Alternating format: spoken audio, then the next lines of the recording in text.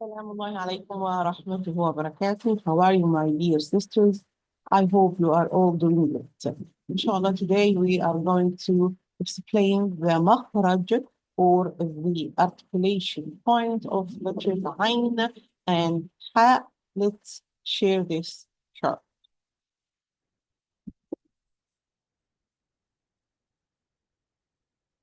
Well, now you can see. Well, my dear sisters, uh, regarding Ain and Ha, they are pronounced from the middle part of the throat. وسط الحلق, the middle part of the throat, precisely from the epiglottis.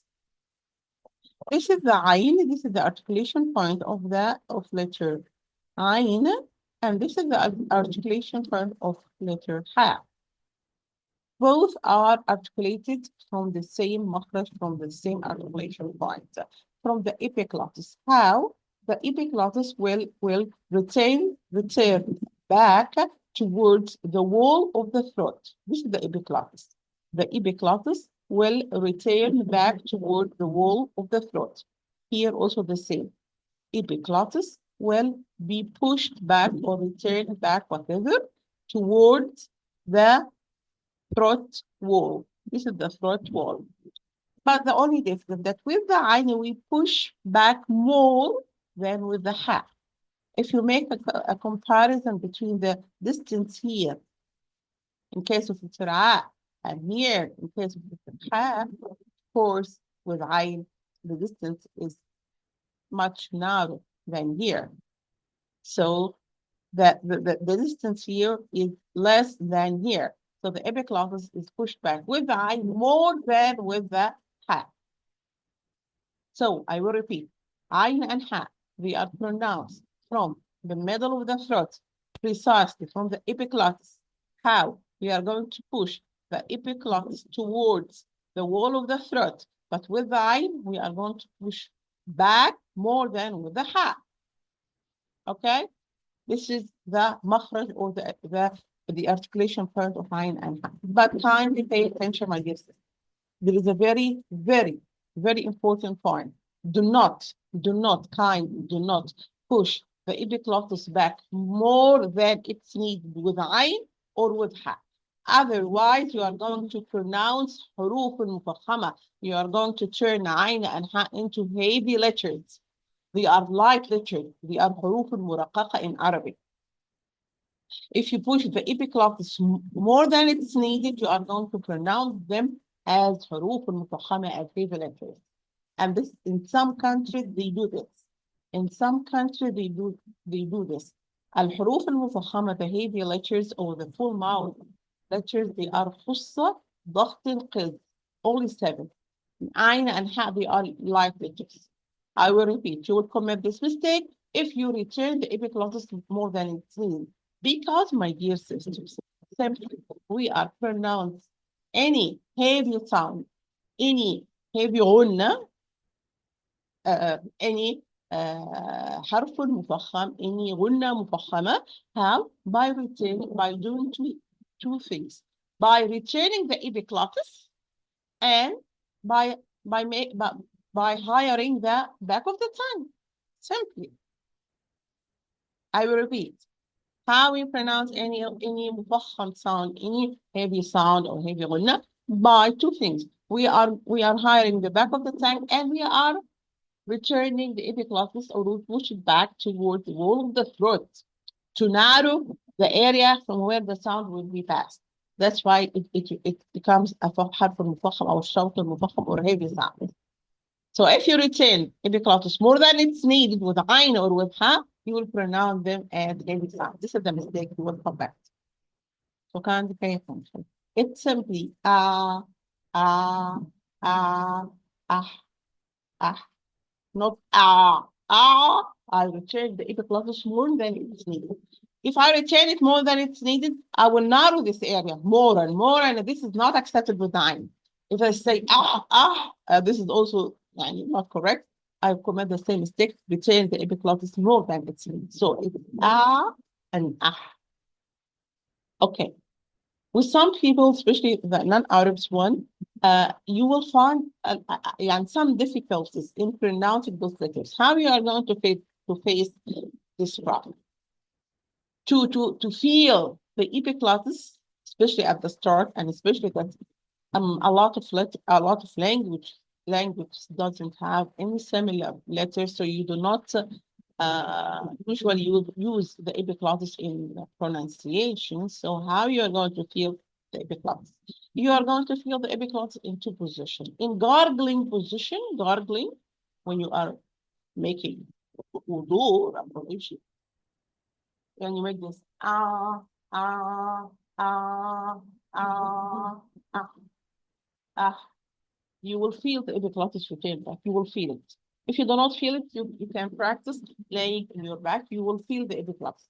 At the start, at the beginning, train like this, in gargling position or laying back, because I want you to feel the movement of your epiglottis. This is so important. After that, inshallah, you can recite and pronounce the Ain and Ha while you are sitting like this, and you feel it. Ah, ah. But at the start, make this to feel the epiglottis. But as I told you, in other language, many language they don't have any similar letter, not like A, not like O. They're similar letters, but Ain and Ha no. Okay, so this is how you practice to feel the epiglottis. Okay, this is important. This is number one. Number two, what I already said, that do not retain the epiglottis more than it's needed. Otherwise, you will turn it into every sound would happen for Ain and Ha. Both are like it. Both. Okay. Okay. Regarding the sifat, the most important sifat or the most important characteristic for those sounds or letters. Regarding Ain, regarding running of the sound, it's one of the sounds Lin Omar, so it's an in-between letter or harfun bayni or semi-continuous sound. Uh, like al, like an, like like ar. They are all حروف بينية or semi-continuous letter or in-between letter. This is regarding the running of the sound. Number two, regarding the running of a lot of air. No, there is no a lot of air is running. Plus, it's not a letter of the sentence. فحثه شخص سكت. So it's a حرف مجهول. It's a voiced letter. Not a lot of air is running when I pronounce the ain. Number three, it's a light letter. It's حرف مرقم. Light letter or empty mouth letter.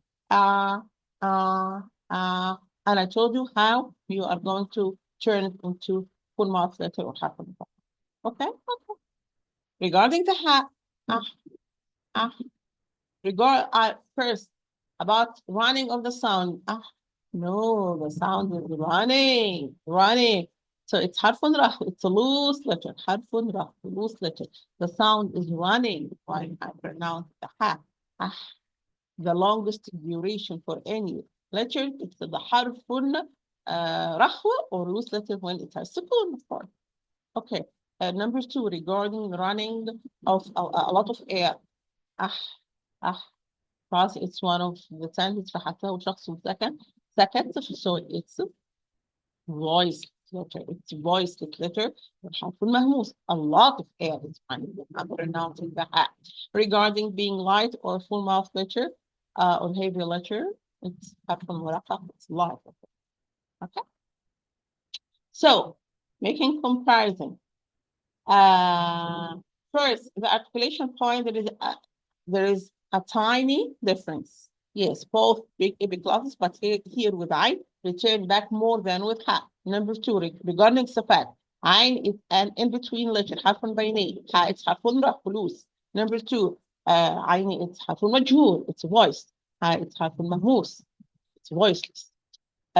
Three, both are like letters of حروف مرققة. Okay? Common mistakes. Number one, turning those sound into heavy sound. Number two, if you move any part of your mouth, which is not mentioned in the makhraj, it will change um, the sound. Do not move the tongue, do not move the lips, do not turn your lips, do not do anything which is not explained in the makhraj. Kindly. It will give different sound. It will give different sound. I think these are the most important things about Aina and Ha. Now let's go and have the examples. Let's share the examples with you. No, this one, yes. Now you can see letter I. We'll start with the letter I. As usual, we start with the letter with the sukun. When we pronounce any letter with sukun, my dear sisters, all the sifat must be 100% clarified. All the sifat, all the characteristics must be 100% clarified. Let's revise. It's harfun bayni, in between letter, voiced letter, light letter. So all this will be clear. Ah, ah, ah. Return after me.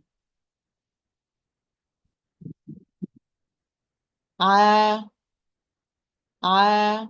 And remember, when my dear sister, I pronounce in the letter with short vowel, first I have to pronounce the letter itself from its makhraj, from its articulation point. Then I will pronounce the short vowel from its makhraj, from its articulation point. Short vowels do have their own makhraj. Pay attention for this. A lot of mistakes in the recitation of Quran because often people used to pronounce the letter from its makhraj and then pronounce the short vowel while all the organs of the mouth are in the position of the makhraj or the articulation point of the letter. No, I pronounce the letter and then I move to the articulation point of the short vowel. So I, I, from here, the I, and then the fatha. I am going to lower the lower jaw, and the tongue will be completely relaxed because this is the life letter. I, I, oh, oh, oh,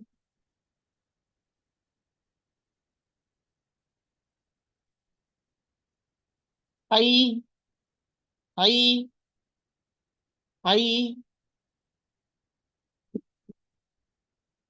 nabudu, nabudu. I give it its time. It's in between letter and life. Nabudu, na, na, nabudu. Yudauna. I will make this in slow motion because there is something I want to explain. You, da, oh, you, da, oh, you, da, da, oh, da, oh. Hmm? I have two. You, da, oh, na. I have here, my dear sister, two ayn. I have two ayn. The first one is having sukun, and the second one is having dhamma. So I have to pronounce the first ayn with all its sifat, with all its characteristics. يودع يودع يودع يودعون يودع. Do not say يودع يودع. You drop the letter from the Quran, and it is one of the clear mistakes or لحن جلي. Okay. So, but to explain more about Lahmin Jalay, since we are still studying and we are trying our effort and best we can to learn how to recite Quran, inshallah, there is no guilty and no zambi. This will be if you meant to do this, but still we are learning, we are studying, inshallah, nothing yet. But yeah, we have to explain to you that this is a clear mistake or لحن جلي. Okay. يدعون يدعو يدعو. Okay. يدعون.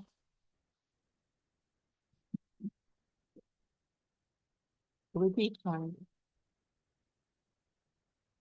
دعا. Same. Two I. دعا. دعا. دعا. Okay. بأعيننا. بأعيننا. بأعيننا.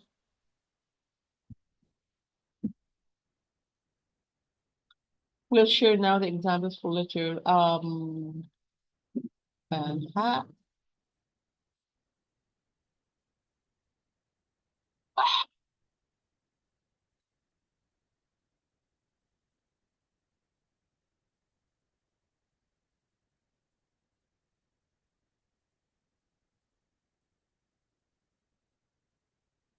Now you can see. Okay, let's change the color. Kind of change. Okay.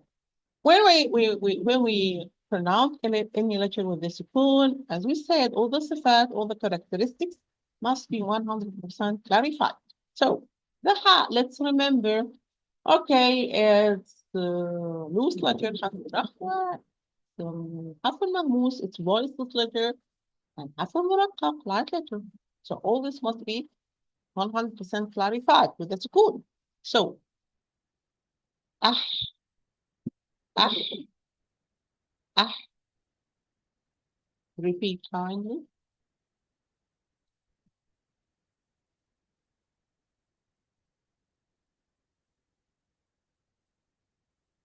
Ha, ha,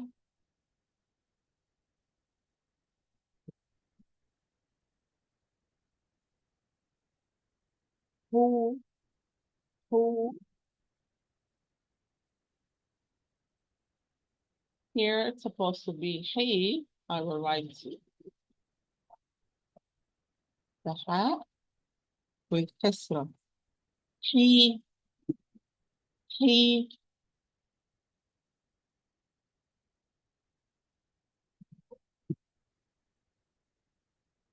This is a part of the Fatiha, which we use about, as you know, of course, in our prayers.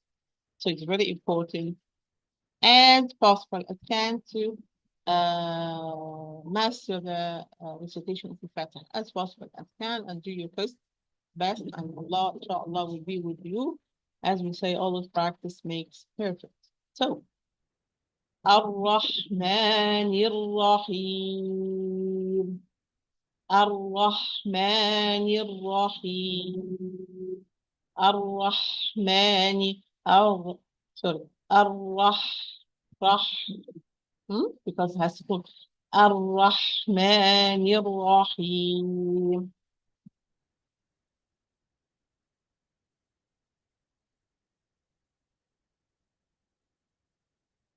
يستحيي. يستحيي. يستحيي. بحاء with سكون. يستحيي. Any letter with سكون in your recitation, anyone who is listening to you must know, oh, this is حرف ساكن, this is a letter with سكون. That's why I can hear all the sifat, yes. Okay? يستحيي. Ye, pay attention. This letter, the last letter, the ya with sukoon. If I stop here, yes, tahyi, pay attention. The last letter here, it's the ya with sukoon, this one. Not ya with kasra, it's the ya with sukoon. Yes, tahyi.